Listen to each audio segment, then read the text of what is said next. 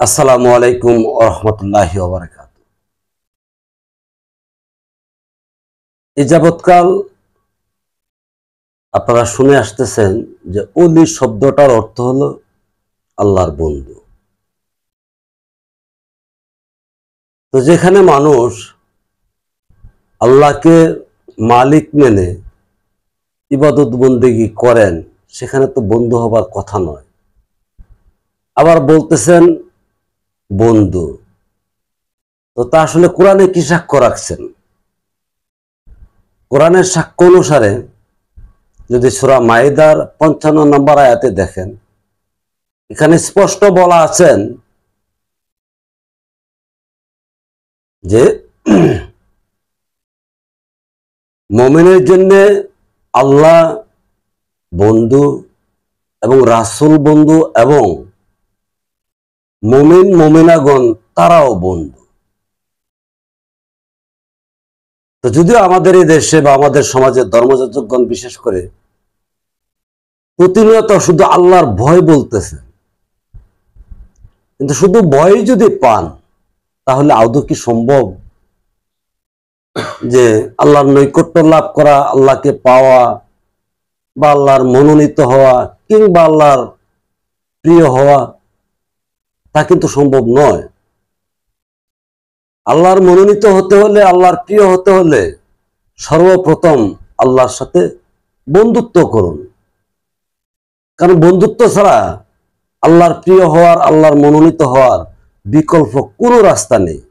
এমন বিশ্বের কোনো ধর্মযাজকগণ দেখাতে পারবেন না, বলতে পারবেন না যে আল্লাহকে ভয় পেয়ে আল্লাহর সাথে সুসম্পর্ক হয়েছেন, প্রিয় হয়েছেন, মনোনীত হয়েছেন। তো শুধু ভয়কেই যদি বলতেন, অনুমানে যদি বলতেন, অন্ধকারের কথাই যদি বলতেন, তাহলে বন্ধুত্ব আসতো কেন? সূরা মাইদার ৫৫ এবং ৫৬ নম্বর দুনিয়াতে দেখে নেন, আপনারা ক্লিয়ার বলে রেখেছেন আল্লাহর সাথে বন্ধুত্ব করার জন্য। কারণ বন্ধুত্ব করলে একমাত্র আল্লাহর কামনা, বাসনা, আকাঙ্ক্ষা যা কিছু আছেন না কেন তা যেমন আপনি জানতে পারবেন, ঠিক তেমনই ভাবে মানতেও পারবেন। কেননা বন্ধু না হয়ে বন্ধুর হৃদয়ের কথা পাওয়া যায় না। বন্ধু কি চায় সেটা যেমন জানা যায় না, তেমনি পালন করা সম্ভব নয়।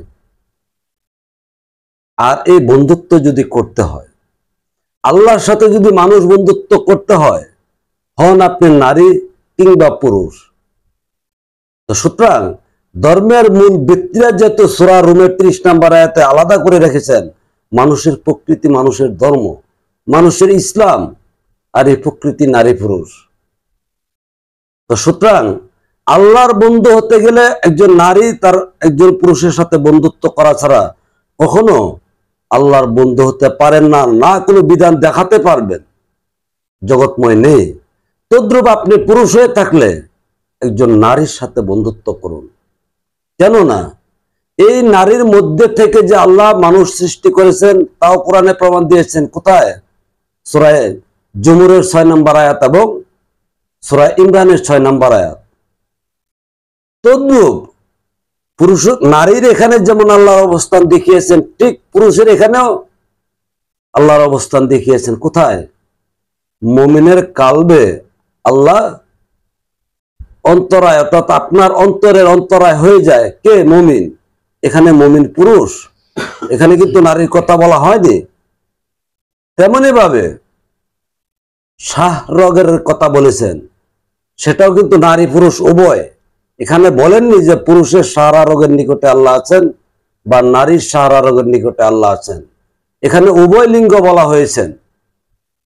তো সুতরাং এই বর্তমান প্রজন্মের বাংলা তথা ভারতবর্ষে ইসলাম ধর্ম এবং মানুষের মধ্যে আল্লাহ রাসূলের অবস্থান, আল্লাহ রাসূলের সাথে বন্ধুত্ব করার, প্রেম করার, সম্পর্ক করার এবং আল্লাহ রাসূলের মনোনীত হওয়ার জন্য এই বাংলার জমিনে আর দ্বিতীয় কোনো ধর্মযাজক নেই। সে মানুষের মধ্যে আল্লাহকে দেখাবে। যদি কেউ চ্যালেঞ্জ করতে চান করতে পারেন, দেখাতে পারেন। কেউ যদি মানুষের মধ্যে থেকে আল্লাহওয়ালা হয়ে থাকেন, যদি আপনি মানুষের মধ্যে আল্লাহ আল্লাহ হয়ে থাকতেন, বাংলাদেশের কোন ধর্মযাজক পীর বুজুর্গ, তাহলে মাটিতে সেজদা দেওয়াতেন না। আপনার মধ্যে আল্লাহ রেখে আপনি কি করে আপনার আল্লাহকে বাদ দিয়ে আপনি মাটিতে যাচ্ছেন? তা তো হবার কথা নয়। যারা আজকে গুরুবাদী লোক আছেন, তারা গুরুকে আল্লাহ বলতেছেন, কিন্তু ওই গুরু নিজে আবার মাটিতে সেজদা দিচ্ছেন। তাহলে কি করে সে আল্লাহর সাথে বন্ধুত্ব করলেন? হতে পারে যদি সে আল্লাহর সাথে বন্ধুত্ব করতেন, অন্তত কোন একটা নারীর সাথে বন্ধুত্ব করতেন। যদি বাংলাদেশের যারাই আজকে ধর্মের কথা বলতেছেন, তারা এই ধর্মের নামের ফাসেক কিংবা কাফেরও বলতে পারেন। কেননা আজকের এই বাংলাদেশের ধর্মযাজকগণের আচরণ যদি মূলত দেখেন, তাহলে ওরাই ওদেরকে কাফের বলতেছেন। কেন? একটা কথা আছে, ধর্মের ডুল বাতাসে বাজে। এই যে ধর্মের ডোল, তারা ধর্মযাজক হয়ে ধর্মের প্রচার প্রকাশ করতে গিয়ে যেহেতু ওরাই ওদেরকে কাফের বলতেছেন, আল্লাহ নিজে তাদের মুখ দিয়ে বের করতেছেন যে তোরা কাফের। না হয় তারা কেন বলতো? কারণ আজকে পৃথিবীর ইতিহাস থেকে যত নবী রাসূলগণ দেখেন, ওনারা যে যুগে আবির্ভূত হয়েছেন, আল্লাহ প্রেরণ করেছেন, এই ধর্মযাজকের বিরুদ্ধে এসে আবির্ভূত হয়েছেন। যার দরুন প্রত্যেকটা নবী রাসূলকে দেশ ছাড়া করেছেন ঠিক এই ধর্মযাজকগণ, মোল্লা মৌলবী পীর ফকির যারা আছেন। আজকে তাদের এই অন্ধকার ধর্ম দেখানোর কারণে মানুষ মানুষের মধ্যে ভালোবাসা নেই, শ্রদ্ধাবোধ নেই, বিশ্বাস নেই। যার দরুন আজকে মুসলিম দেশ হয়ে এই মুসলিম দেশগুলি পৃথিবীর মধ্যে সর্বনিকৃষ্ট দুর্নীতিবাজ, চাঁদাবাজ, সন্ত্রাসী সব মুসলমান। আবার পক্ষান্তরে দেখা যাচ্ছে যারা আজকে ধর্মের সাধু সেজে, গুরু সেজে, পীর সেজে বসে আছেন, তারাই মানুষকে কুক্ষিগত করে লক্ষ লক্ষ কোটি কোটি মিলিয়ন টাকা আত্মসাৎ করে আরামসে বসে আছেন। আবার তাদের বিপক্ষেও কেউ কথা বলতে পারেন না। কেন? তাদের দল বড়। কিন্তু বাস্তবতায় কি তারা আল্লাহর ওলি? অর্থাৎ আল্লাহর সাথে তাদের বন্ধুত্ব আছেন? যদি আল্লাহর সাথে বন্ধুত্ব থেকে থাকেন, তাহলে মসজিদ, মন্দির, গির্জা, পেগোডা কি করে যাচ্ছেন?